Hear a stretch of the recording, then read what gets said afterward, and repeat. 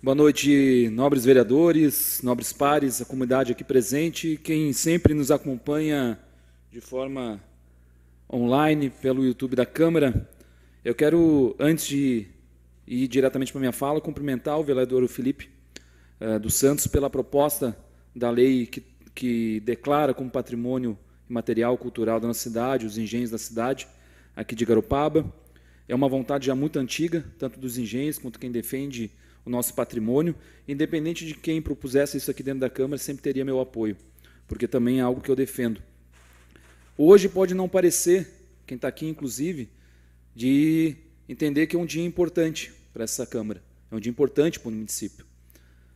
Quando a gente defende os nossos engenhos de farinha, de cachaça, os alambiques, não só porque eles são uma tradição, não só porque eles representam um modo de vida que a cada dia tem perdido espaço na cidade, mas também por isso, também porque ele é um modo de economia agrícola, também porque ele é uma forma de economia turística.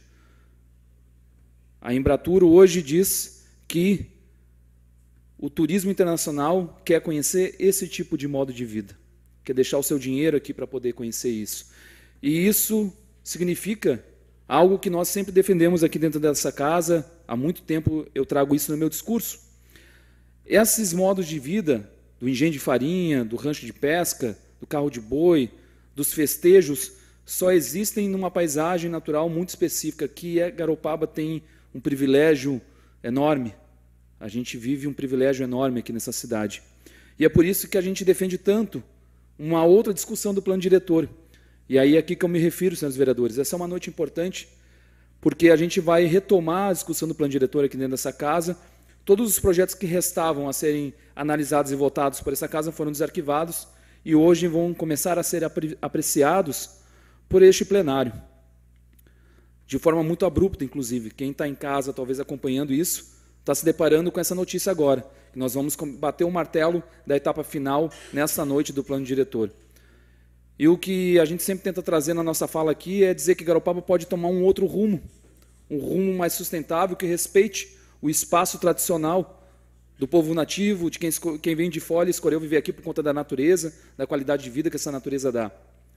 Porque o outro modo de vida, a outra forma de crescer, o outro desenvolvimento que a cidade está arrumando, vai arrasar com tudo. Por exemplo, nós vamos discutir aqui o plano viário proposto pela Prefeitura.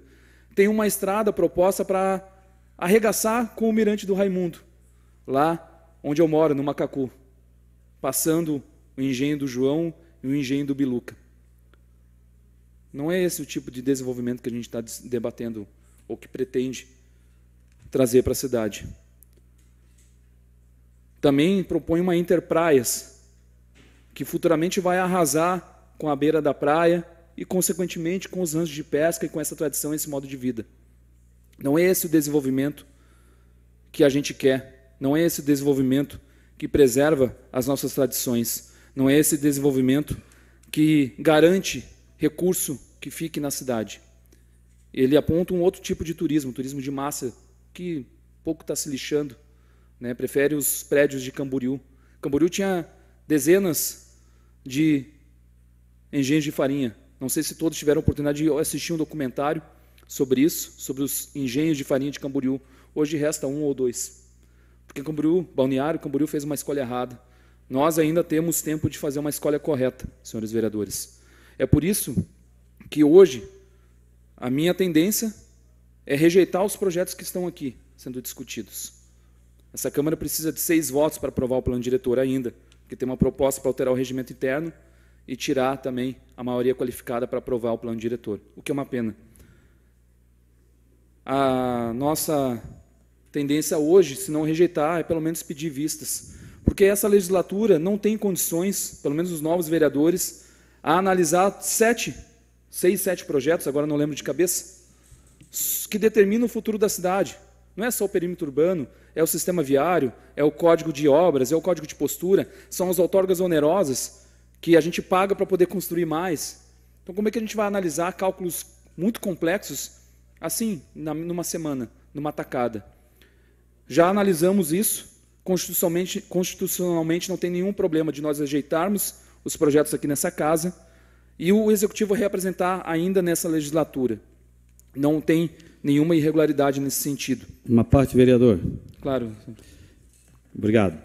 Vereador, de forma abrupta, eu acredito que não, né? Até mesmo porque o senhor está usando um adjetivo um pouco pesado, porque esses projetos estão na casa desde 2023. Tem projeto aqui que hoje entrará em pauta de 2023. Nós estamos em 2025. Acredito, só um minuto. Acredito que o vereador, mesmo não tendo mandato, ele participou das oficinas, das audiências, participou de tudo e tem conhecimento do teor desses projetos. Dizer agora que o presidente desarquivou e de forma abrupta está colocando em votação, me desculpa, senhor vereador, não é dessa forma. Eu me refiro, senhor presidente, o senhor tem razão. Deixa eu só concluir e depois o senhor fala. Então, os projetos foram desarquivados, mas eles já foram desarquivados há mais de 30 dias na casa.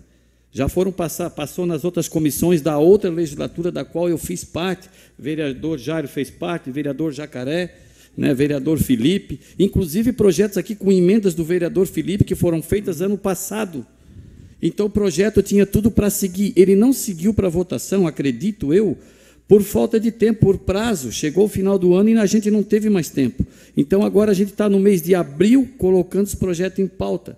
Então, o senhor fez uma colocação aí que refere um pouco até ao meu trabalho aqui na questão de democrático, né? Na questão de projetos que estão passando de forma aqui sem conhecimento ou sem informações plausíveis, né, dos vereadores que aqui estão. Eu questiono a sua tribuna em relação a isso, porque não concordo. Eu entendo o seu ponto, senhor presidente, e nem de longe estou aqui questionando a sua postura, inclusive sempre elogiada aqui, de quão exemplar é em relação ao debate democrático interno da Câmara.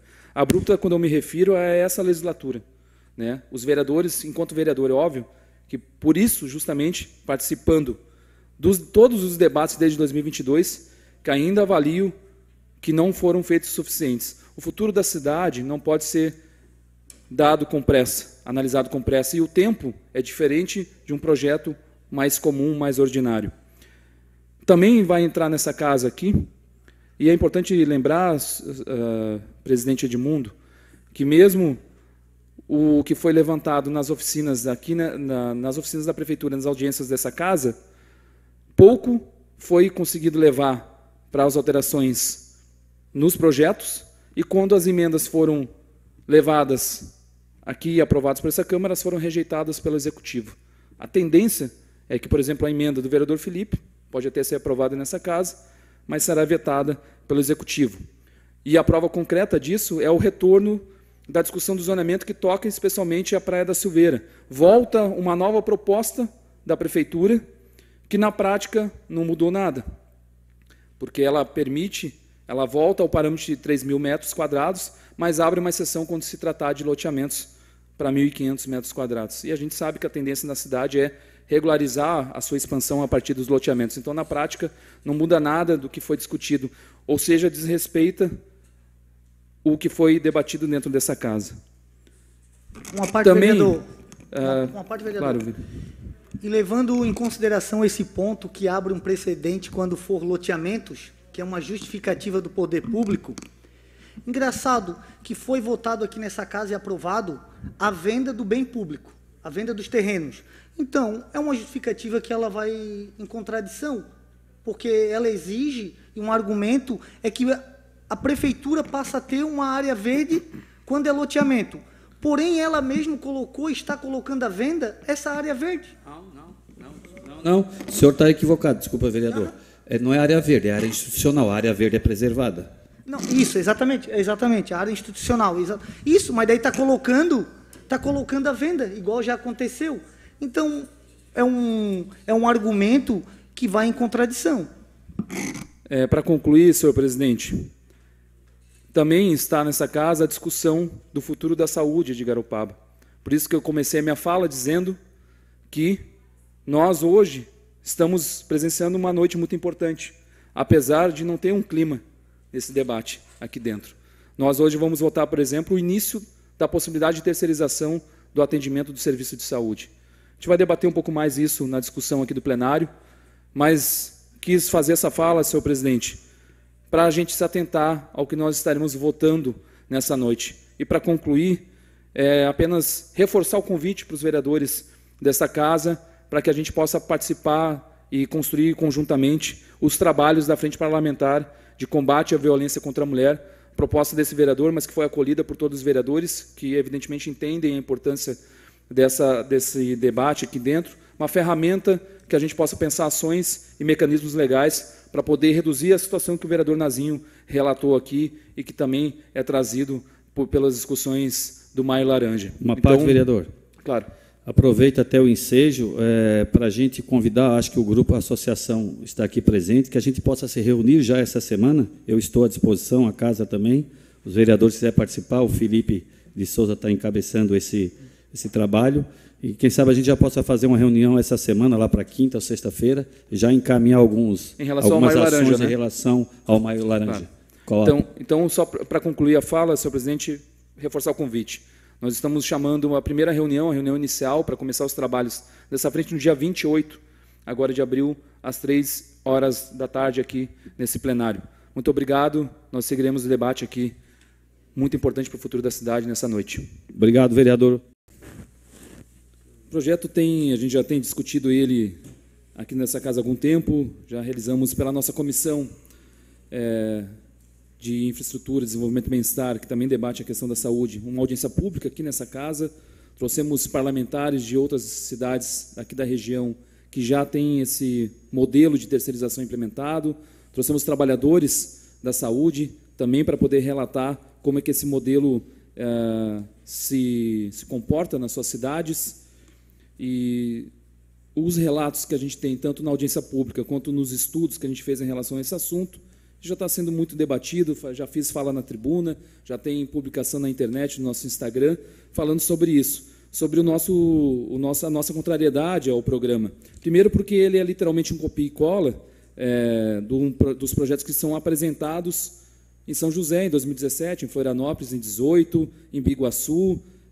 Talvez, se a gente analisar até o projeto de Sorocaba, pode ser muito semelhante. O Programa Municipal de Incentivo às Organizações Sociais Voltadas à Saúde, o que denota, inclusive, talvez, um possível lobby.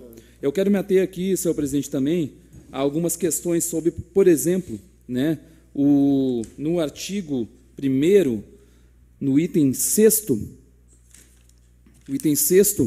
que fala de redução de custos, racionalização de despesas com bens, serviços e transparência na sua alocação e utilização.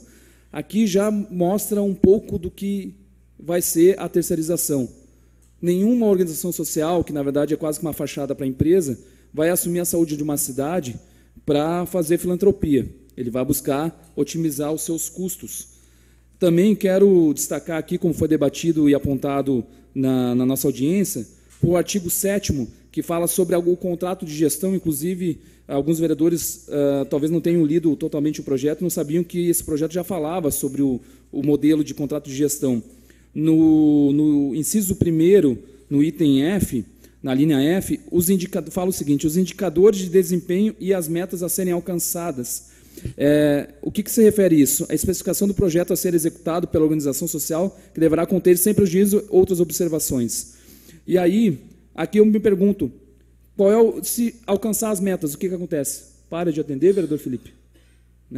Alcançou a meta, reduz o investimento, tira o número de servidores, de médicos, servidores não, de profissionais.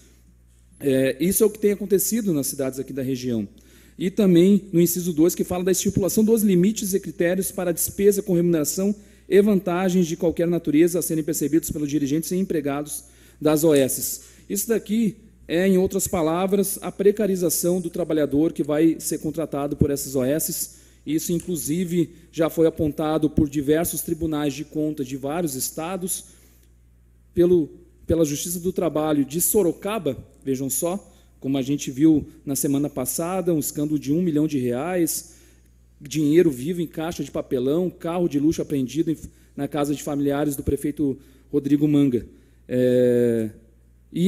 Em 2016, o Ministério Público do Trabalho condenou o município de Sorocaba a desfazer todos os contratos, justamente porque era praticada a quarteirização, que é a terceirização da terceirização. E esse projeto não explica, por exemplo, a gente convocou aqui a Secretaria de Saúde, infelizmente ela não conseguiu vir dialogar ainda, mas temos uma boa sinalização de que o Executivo virá a essa casa para a gente poder dialogar sobre o projeto. Não explica o que vai acontecer, por exemplo, com os trabalhadores da GPA.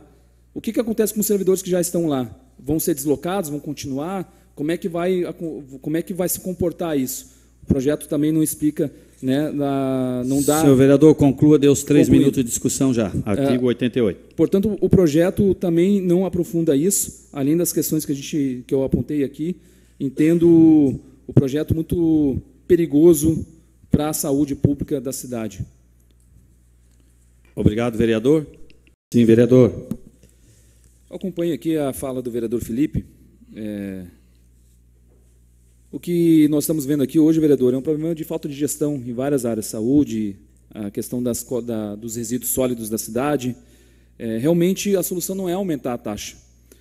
Até porque nós temos aqui, não é uma crítica direta à Resame, mas sim a falta de uma política municipal de resíduos sólidos verdadeira, que inclusive Garopaba não tem, apesar de mais de 20 anos aí que a política PNRS já existe aqui no Brasil.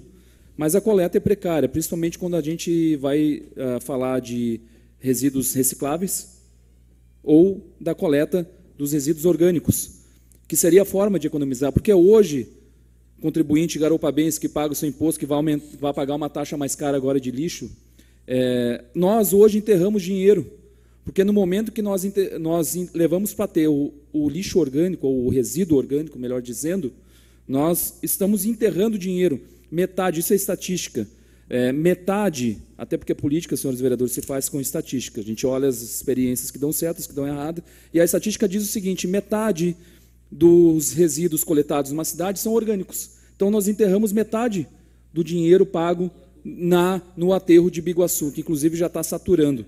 Então, nós vamos começar daqui a pouco, no futuro, pagar mais caro, porque tem também o custo de deslocamento. Eu, por exemplo, na minha casa, meu resíduo orgânico é compostável, eu mesmo composto, mas nem todo mundo pode fazer isso. Ou, como bem lembrou também o vereador Felipe aqui, poderíamos ter, na verdade, não uma taxa, não morder o contribuinte, mas incentivá-lo a ter iniciativas mais sustentáveis, como é o caso do IPTU Verde, que premia aqueles que têm iniciativas sustentáveis na sua casa, como reciclar, como reduzir a quantidade de lixo orgânico, fazer a compostagem dentro da sua casa. Essas seriam alternativas de gestão para a gente poder resolver, inclusive porque a Resame fez um grande investimento no seu pátio de compostagem. Então, seria uma forma do município incentivar isso e, com certeza, não é aumentando a taxa que isso vai acontecer. Sim, vereador Rodrigo. Como já fiz na tribuna, cumprimento mais uma vez o vereador, o proponente aqui do projeto. É o primeiro passo para a gente poder avançar na preservação tanto da cultura material, das paredes, do engenho, dos apetrechos que estão lá dentro, do tipiti, mas também da cultura, da prática, que é um patrimônio imaterial. E tudo isso que engloba, todo esse universo em torno do engenho de farinha, não só o engenho em si, mas a própria, como o projeto está bem redigido, protege também as roças de mandioca, que é importante, que é um espaço que a gente tem visto aqui na cidade cada vez mais se perder. Alguns engenhos, inclusive, estão perdendo as suas áreas de cultivo para o crescimento urbano. Então, isso também é importante. Por isso que eu reconheço, sou favorável ao projeto, porque é o primeiro passo para a gente avançar na proteção e dar outros sentidos econômicos, não só da produção agrícola em si, que o município também pode incentivar, a partir disso, incentivar cada vez mais, para que a gente consiga beneficiar a mandioca de várias formas e que isso vá parar nas escolas, nos mercados, mas que também se torne um grande potencial produto turístico que atraia turistas do mundo todo para poder ver, experimentar, experienciar essa prática. Imagina se o vereador Jairo, um vereador que vem lá, um turista, aliás, que vem da Alemanha, da Inglaterra, dos Estados Unidos, e passar um dia dentro do engenho, fazer um passeio de carro de boi, fazer a colheita da mandioca, participar da farinhada, da raspagem. Isso tudo é muito rico e Garopaba ainda tem isso preservado, então é fundamental esse tipo de projeto, porque é um avanço, é o primeiro passo para a gente poder preservar a nossa cultura aqui da cidade. Vou adotar aqui o título dado pelo nosso querido presidente, Rodrigo Duago, na próxima eu venho de chapéu aqui para a próxima sessão. Boa noite a todos que ainda estão aqui no plenário, quem está nos acompanhando de forma online. Vou me embora para Sárgada, lá eu sou amigo do rei. Poema Manuel Bandeira. Eu, se fosse esse rei, estaria muito satisfeito, vereador Felipe, com os amigos que eu tenho, me protegendo e me defendendo todas as sessões aqui nessa Câmara. Eu queria, na verdade, era viver na realidade do Instagram da Prefeitura, onde tudo funciona. Por exemplo, se lançou agora o Abril Azul. É por coincidência azul, claro que é a cor que a ONU estipula, mas o mascote é um jacaré. E é muito importante o município se dedicar a isso, mas na prática a gente vê a falta ainda de professor 2 na sala de aula, a falta de sala de recursos sem recurso. A gente vê o prefeito vetando as emendas que iriam para entidades que atenderiam esse setor. Então, na prática, o mundo concreto, a realidade é totalmente outra.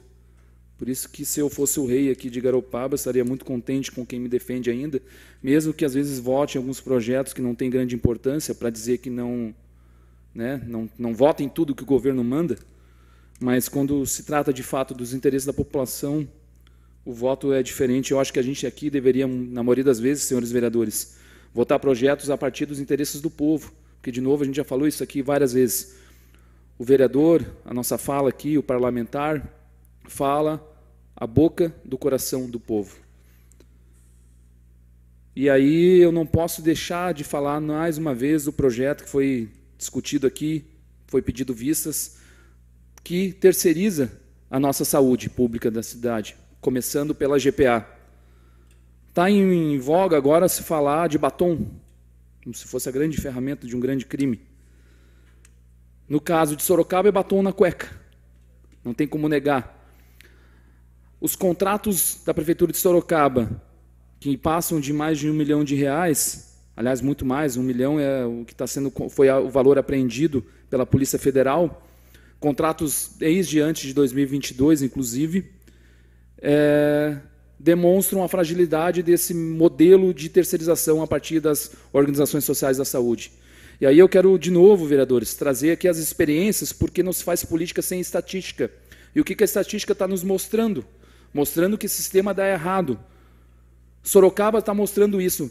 Em 2022 se levantou a avaliação da qualidade da saúde de Sorocaba e ela caiu num ranking. 5 pontos, 5 colocações, aliás, no ranking da saúde. E aí o Ministério Público foi atrás para tentar entender. Eu já trouxe outros casos de Sorocaba que desde 2016, os problemas de terceirização, quarteirização, de precarização, de desvalorização dos trabalhadores. Esse tipo de modelo de terceirização, na verdade, é um atestado de incompetência, porque se até agora nós temos uma saúde boa, e realmente Garopaba, por muitos anos, foi destaque nesse sentido, isso demonstra que a gestão pelo SUS, direto pelo SUS, funciona. E se está dando problema na gestão, então tem que trocar a gestão. E não trazer um terceirizar a sua responsabilidade. É batom na cueca, não tem outro caminho, outra expressão para sinalizar o que nós estamos discutindo aqui. A AGU, operação, municípios catarinenses, reportagens e reportagens dizendo como é que esse modelo se comporta no Brasil. Essa, inclusive, começa por Porto Alegre, mas passa, inclusive, por Santa Catarina. E aí eu quero fazer aqui, trazer a fala de um médico da Universidade Federal do Rio Grande do Sul, que pesquisa as OS e esse tipo de modelo de convênio com a Prefeitura há 10 anos. Ele estudou experiências internacionais e já revisou mais de 300 contratos com terceirizadas no Brasil, em estados como Santa Catarina, Paraná, Bahia, São Paulo, Minas Gerais e Rio de Janeiro. E o que ele conclui? Não há evidência de que existe alguma vantagem para o município do ponto de vista do gasto público. Pelo contrário, aumenta, porque é aditivo em cima de aditivo. Os tribunais de contas dos estados, principalmente de São Paulo, apontam que tem um aumento de 40% nos custos.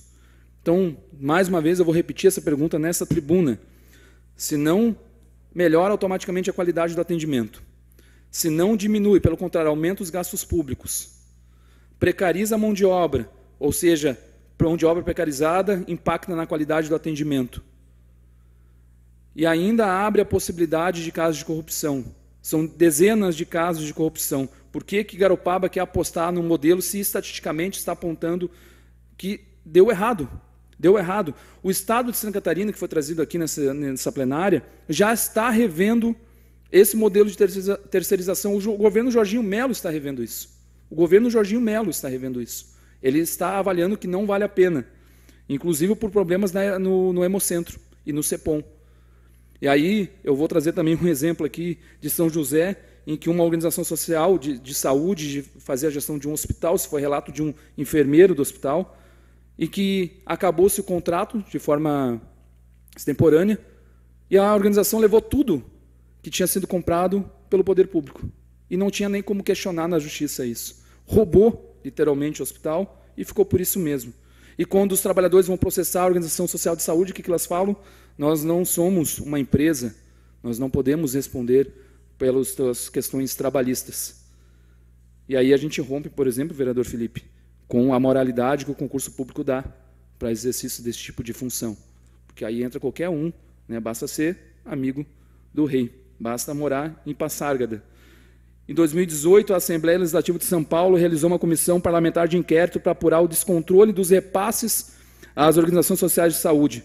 O relatório final da CPI chegou a pedir a responsabilização do ex-governador de São Paulo, do secretário de Saúde e do seu adjunto por crime de responsabilidade. Em 2022, mais uma operação envolvendo Timbó, Itapema, Massaranduba, Taió, Blumenau, Ibirama, Rio dos Cedros e Benedito Novo. A estatística mostra que esse modelo dá errado. Por que Garopaba insiste nisso? O Conselho Nacional de Saúde não recomenda, as conferências nacionais de saúde, as últimas 9 não recomendam. O que elas recomendam? Fortalecer o SUS, fortalecer a gestão. Recurso existe e creio que a nossa capacidade técnica de Garopaba também é o suficiente para a gente melhorar a nossa gestão da saúde aqui. Os vereadores foram para Brasília, inclusive, junto com o prefeito, com o vice-prefeito. É salutar a gente viajar a Brasília, capital federal, para trazer recursos, muitos deles anunciados aqui nessa tribuna, inclusive, enviados pelo governo federal. O governo federal é esse, inclusive, que aumentou o repasse do FPM. Também isso ajuda e facilita na gestão da saúde pública municipal. E eu ouvi, claro, aqui, e também nas conversas de corredores, as dificuldades dos vereadores em acessar os recursos do governo federal. Talvez tenha prejudicado um pouco o fato de eu ter mandado para o alto escalão do governo os vídeos do líder do partido do prefeito chamando Lula de ladrão, dizendo que quem apoia esse governo é endemoniado, é do demônio, é pecador. Falando, inclusive, em demonização, vereadores, e em anistia, o Hitler, que todo mundo conhece da história, foi anistiado. Quando ele tentou dar um golpe na democracia alemã, foi preso, na prisão escreveu o Mein Kampf, e o Mein Kampf ele teceu todas as teses que orientaram o nazismo. E a central era demonizar judeus, comunistas, estrangeiros. É o primeiro passo para a gente exterminar o inimigo, demonizá-lo. Não é a primeira vez que fazem isso com quem apoia o governo Lula. Então a gente precisa ter cuidado com o que a gente traz aqui nessa tribuna. Até porque o governo Lula nos recebeu muito bem quando a gente foi a Brasília. Fizemos, acredito, não vi todas as agendas do governo, mas mais agendas que o próprio governo municipal. Fomos no Ministério da Pesca, no Ministério do Meio Ambiente, no Fórum Parlamentar Catarinense, debater a questão da tainha, da cota para o arrasto de praia. E encontrei o secretário nacional da Pesca Artesanal e está muito avançada as discussões para retirar e corrigir esse erro técnico que estabelece cota para arrasto de praia. Então, muito provavelmente, nós vamos conseguir corrigir essa portaria. Isso se chama trabalho, nada mais do que trabalho e as relações de diálogo estabelecidas com o governo federal. A gente segue defendendo aqui, nessa casa, a democracia, o diálogo. É claro que nós temos as nossas divergências políticas, mas, acima de tudo, a gente defende, quero acreditar, os interesses da população de Garopaba. E é por isso que a minha posição hoje em relação a esse projeto da Organização Social de Saúde é contrário, por entender que isso vai prejudicar o erário público e a qualidade de atendimento da cidade. Batom na cueca para apresentar isso, não falta.